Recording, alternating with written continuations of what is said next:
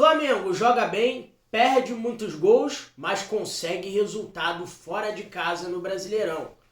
Arbitragens vergonhosas causam estragos na rodada. Gringo se torna segundo na artilharia do Flamengo em todos os tempos.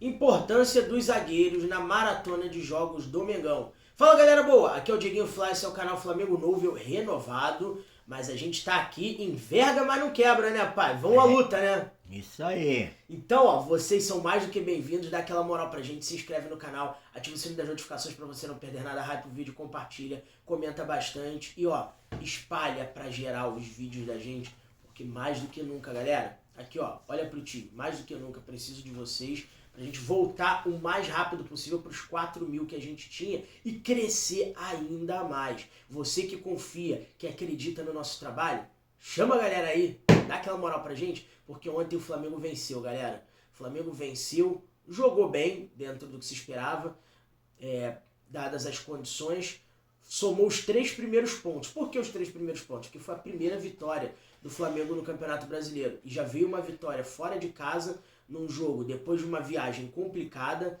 e também quase no finalzinho. Então foi uma vitória com tempero, com a cara de Flamengo. Então, ó, jogando no Barradão, o Flamengo ontem venceu o Vitória por 2-1 com gols do Bruno Henrique, fez o segundo e o primeiro. Eu inverti a ordem de propósito.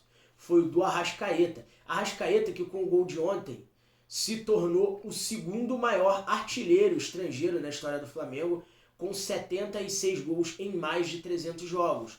E ele só tá atrás, galera, do Doval. Doval, só viu jogar, né, pô? Só era molequinho, mas viu jogar, né? Um pouco. Doval, que foi atacante do Flamengo nos anos 70, também jogou no Fluminense. E dos gringos é o que mais tem gols na história do Flamengo, com 92 gols.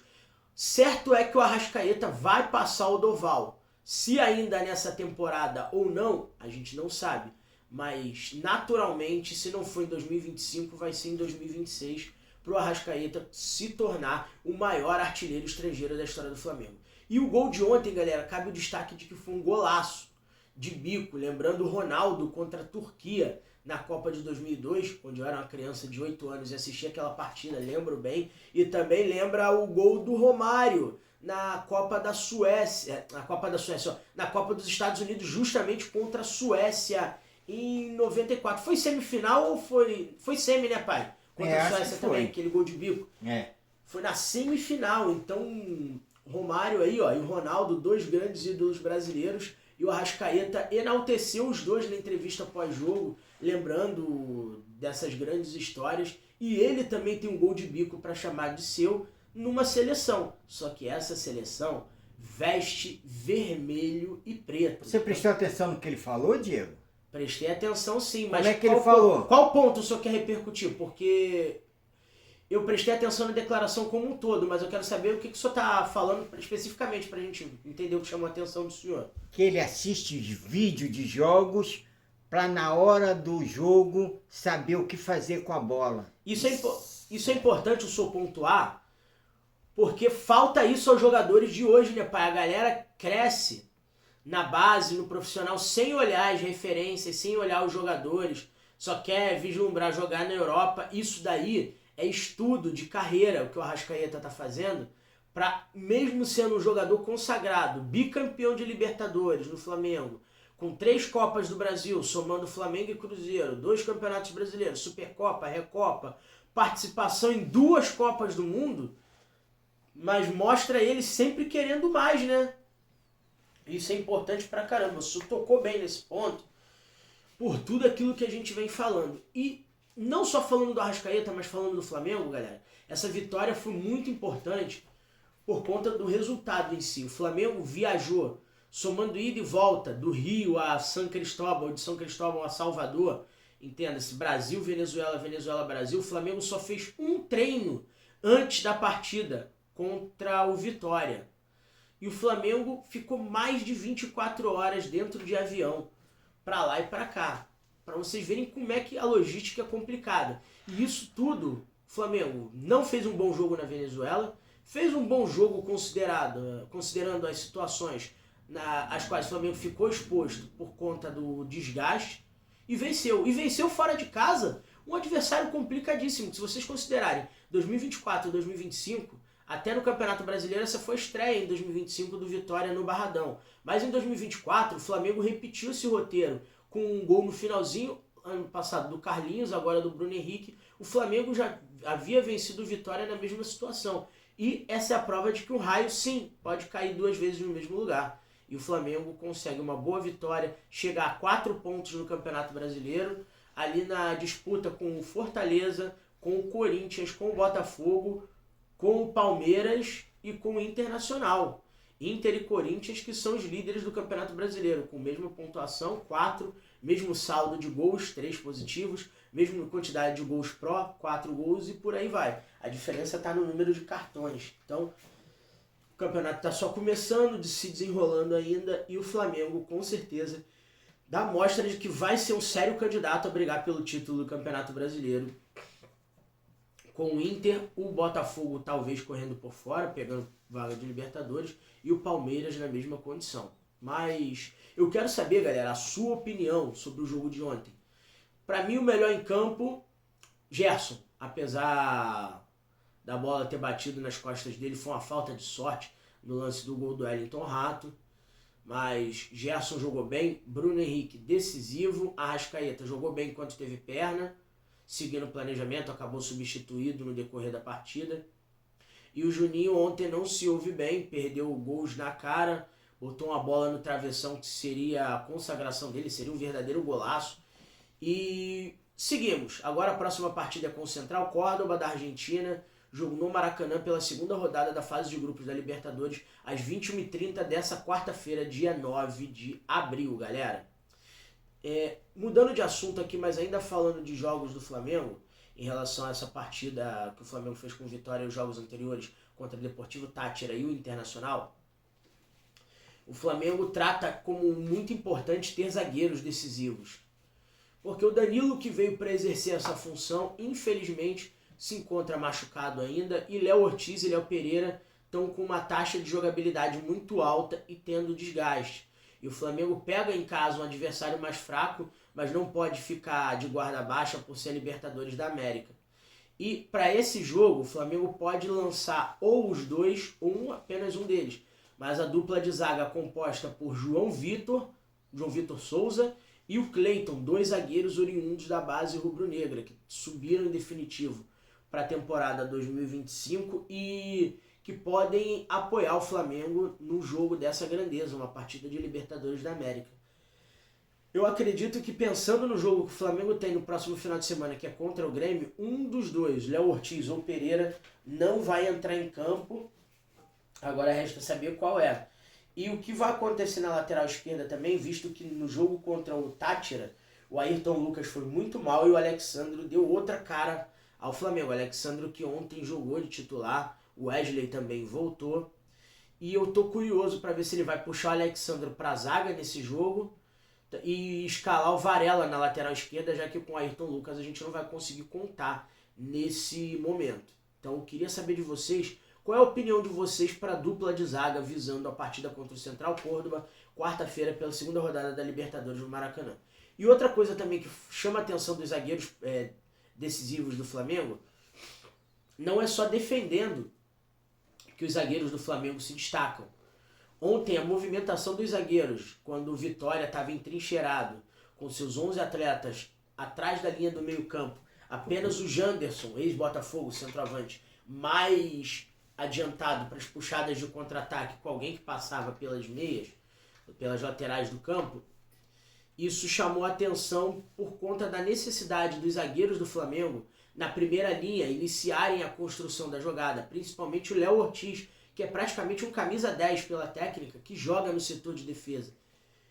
E isso ajudou muito o Flamengo na construção das suas jogadas, na saída da defesa, junto com o Eric Pulgar também, que tomou conta do meio campo. E o Flamengo teve uma sustentação muito boa durante a partida com essas opções de jogadas. Com o Wesley abrindo na direita, o Alexandro abrindo na esquerda também. E os atacantes, que ontem não tiveram muito bem, mais uma vez, apesar dos pesares, o Juninho dá a opção, muito voluntarioso, mas não fez uma boa partida, diferente de quinta-feira, que ele mudou o panorama do jogo com o gol da vitória. E nós tínhamos ali o Cebolinha e o Michael atuando no primeiro tempo, né, pai? Foi o Michael que entrou titular junto com o Cebolinha, não foi? É. E cada um aberto numa ponta, só que o Michael é ponta esquerda de origem. Mas o Felipe Luiz... Michael não entrou no segundo tempo? Não te... Ah, foi, desculpa. Eu tô tentando lembrar quem jogou, o Juninho Plata. Não, foi Juninho, Gerson. Plata entrou no segundo. Juninho, Gerson e o Cebolinha na frente. Gerson fez a função da ponta direita, tá certo. E, assim, o Flamengo, galera, com essas movimentações, o Cebolinha acabou que não se ouve muito bem. Tá voltando de lesão ainda, teve uma lesão que deixou ele parado uma par de tempo no ano passado. O Michael também não vem bem, apesar de que entrou no segundo tempo ontem, fez umas boas jogadas de velocidade, junto com o Luiz Araújo, que participou efetivamente do segundo gol. O Plata participou do primeiro gol junto com o Arrascaeta. Mas algumas coisas precisam ser corrigidas ali e a gente carece muito de um centroavante. O Pedro tá voltando agora, mas a gente não sabe se ele vai ficar à disposição ou na partida com o Juventude no meio da semana que vem, ou se ele viaja com a delegação para a partida com o Grêmio, ou até mesmo no jogo de quarta-feira contra o Central Córdoba. Mas ele não vai entrar de titular no primeiro momento. Pedro, se jogar, joga 5, 10 minutos no máximo para ir pegando o ritmo de jogo aos poucos. Mas isso preocupa porque o Flamengo cria muito, mas por outro lado perde muitos gols. E isso pode custar vitórias, como custou no jogo com o Internacional, que o Flamengo no segundo tempo teve muito mais volume de jogo, mas não soube aproveitar as chances que criou e acabou ficando no empate no 1-1, que só não se repetiu contra o Deportivo Táchira, esse mesmo empate por 1-1, dada a ruindade do time da Venezuela, tá certo? Então, quero deixar que você deixe a sua opinião sobre essas questões. Amanhã eu vou trazer o pós-jogo, que meu pai não teve condição de anotar ainda as estatísticas da partida, em números, tudo isso que eu estou dizendo para vocês. Então fica ligado nessa terça-feira no canal Flamengo Novo, que você vai ter todo o fechamento do pós-jogo transformado em números e numa análise mais detalhada, mais profunda.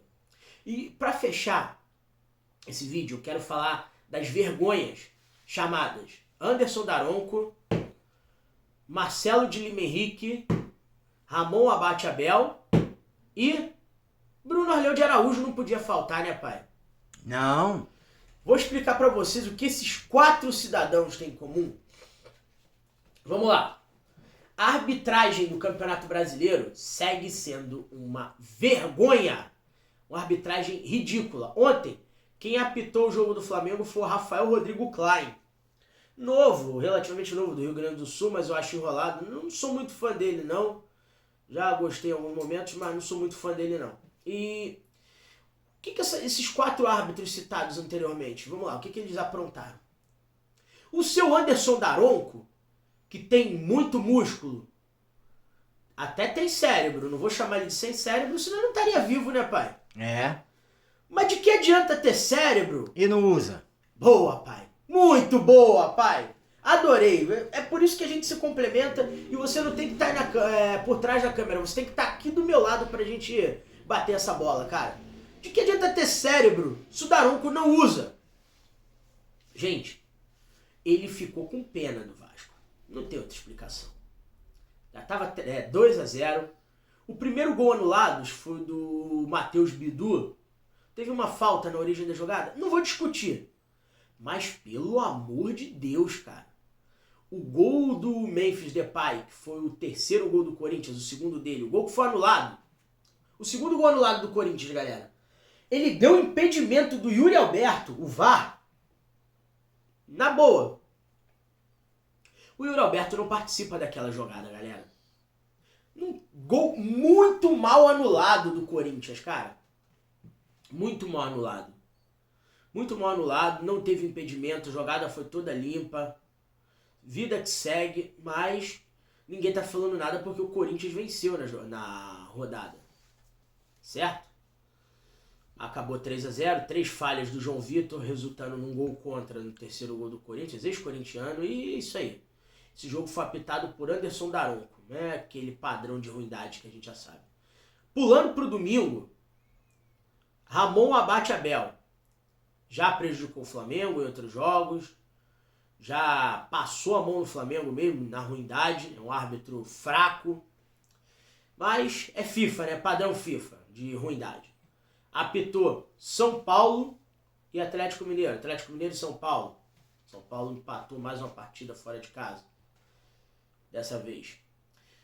Lance, vamos lá. A questão do Lianco, zagueiro do Atlético Mineiro, já com cartão amarelo, faz uma falta para parar um contra-ataque. Era para ter recebido o segundo cartão amarelo e ter sido expulso ainda no primeiro tempo. E isso muda a história da partida, porque o São Paulo, a partir dessa expulsão, caso ela se efetivasse, poderia estar jogando muito tempo com um jogador a mais e construído uma vitória fora de casa. Aí vem outro lance no segundo tempo, já com 35 do segundo tempo, Jonathan Calleri acaba deixando a mão no rosto do jogador do Atlético Mineiro. Não achei para expulsão não. Eu também não achei para expulsão, ele recebe o vermelho direto e acaba prejudicando o São Paulo, que arrancou o empate, mas que tem que jogar desde os 35 do segundo tempo, mais os acréscimos, os 8 minutos. São Paulo jogou 18 minutos com um jogador a menos e o Atlético Mineiro não soube se beneficiar disso. Um jogo que o São Paulo poderia ter jogado todo o segundo tempo com um a mais, acaba jogando 18 minutos de jogo no segundo tempo com um a menos. O que é ridículo pela interpretação da arbitragem, por um erro cometido no campo e no VAR. Que o cartão vermelho, na minha opinião, para o Calleri foi injusto. E prejudica o São Paulo porque o Calleri vai ter que cumprir a suspensão automática na próxima rodada. E o Lianco, que era para ter sido expulso, passou batido, levou o jogo até o final e vai estar à disposição do Atlético Mineiro na próxima rodada. Vai ser expulso na próxima. Esperamos, né? Será? Mas o grande problema é, jogos no campeonato de pontos corridos têm o mesmo peso. Esses 2 pontos para o São Paulo, para o Atlético, em outras circunstâncias, podem fazer falta para uma Libertadores. Para título não, que o título vai ser do Flamengo, mas para Libertadores, para uma Copa Sul-Americana, para um rebaixamento. Todos os pontos fazem diferença. E outro caso que eu quero comentar aqui com vocês, que esse sim interferiu no resultado, Internacional 3, Cruzeiro 0. O lateral, o Jonathan Jesus, lateral camisa 6 do Cruzeiro, vai na bola.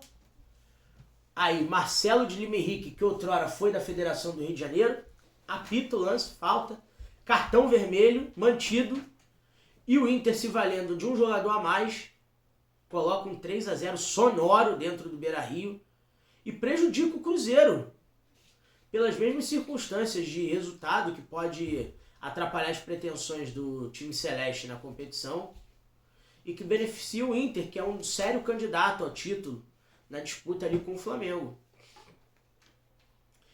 E para fechar, o mais escandaloso da rodada, na minha opinião, foi o do Bruno Arleu de Araújo, que nos 3 últimos jogos que apitou, fez 3 lambanças. Anular um gol do Flamengo legítimo, o gol do Plata contra o Fluminense na final do Carioca, no segundo jogo. A expulsão do Everton Ribeiro no Corinthians e Bahia, lá na Fonte Nova, no 1-1 na primeira rodada, onde o Everton Ribeiro acaba expulso, mas os jogadores do Corinthians que fizeram faltas similares, às vezes nem cartão amarelo levou e o Corinthians era para ter tido jogador expulso naquela partida. E agora um pênalti, segundo pênalti do jogo do Palmeiras com o Sport, que o Piquerez bate e faz o gol da vitória do Palmeiras fora de casa, colocando o Palmeiras ali no bolo dos 4 pontos também, com os mesmos resultados e mesmo saldo do Flamengo, e que acaba atrapalhando o campeonato, porque o Sport já foi prejudicado na primeira rodada, no pênalti que o Calleri perdeu. O Sport, que tem 1 ponto apenas, poderia não ter nenhum se o Calleri convertesse o pênalti, ou poderia ter 2 se não tivesse sido garfado também no jogo com o Palmeiras. Mas aí, sabe de quem é a culpa disso, pai? Não. Dos clubes. Sabe por que a culpa é dos clubes? Por quê? Que teve eleição na CBF. E o que aconteceu? 100% de votos para um presidente que comprou a eleição pelos meios lícitos, mas comprou. Dando aumento de salário para presidente de federação de 50 para 215 mil reais. Mas não foi só com a anuência dos 27 presidentes da federação, das federações estaduais. Os clubes da Série A e B 100%. Então eu não aceito o Flamengo reclamar de arbitragem esse ano. Todos, 40 clubes, elegeram, aclamaram Edinaldo Rodrigues presidente da CBF. Então ninguém, absolutamente ninguém, vai ter moral para reclamar de arbitragem. Porque eles são ruins. Alguns, parece, não vou cravar aqui porque é uma acusação muito séria, mas parece que são mal intencionados, alguns. Pelo comportamento, pelos critérios, pelas decisões. Mas os clubes ratificaram isso através da CBF. Então eles que arquem com as consequências. O Sport votou no Edinaldo, prejudicado em 2 jogos. O Bahia votou no Edinaldo, prejudicado no jogo com o Corinthians. O Vasco e o Corinthians votaram no Edinaldo. O Corinthians venceu, mas foi prejudicado. O Cruzeiro votou no Edinaldo, prejudicado, e perdeu o jogo por isso. O São Paulo votou no Edinaldo, prejudicado 2 vezes na mesma partida. O Flamengo votou no Edinaldo, bola fora do BAP, ainda não foi prejudicado e ainda não foi ajudado no Campeonato Brasileiro. Mas também a diretoria do Flamengo não tem moral para cobrar. E o torcedor, o jornalista, o youtuber, quem tiver que cobrar, tem que cobrar antes de cobrar da CBF, que é um lixo desportivo, tem que cobrar da diretoria do Flamengo, que bateu palma para isso. Então, a diretoria, quando for reclamar de arbitragem, não vai ter moral, porque bateu palma para isso que lá está posto até 2030. Agora eu quero saber, na sua opinião, o que vocês pensam dos lances de arbitragem ocorridos nas 2 primeiras rodadas do Campeonato Brasileiro que eu listei aqui para vocês. Deixa nos comentários que eu quero saber a sua opinião sobre essa vergonha institucional chamada CBF e essa vergonha chamada arbitragem brasileira como categoria profissional. Tá certo? Não sai desse vídeo sem deixar o seu like, se inscreve no canal se ainda não for inscrito, ativa o sininho das notificações para você não perder nada, hypa o vídeo, compartilha, tamo junto, saudações rubro-negras.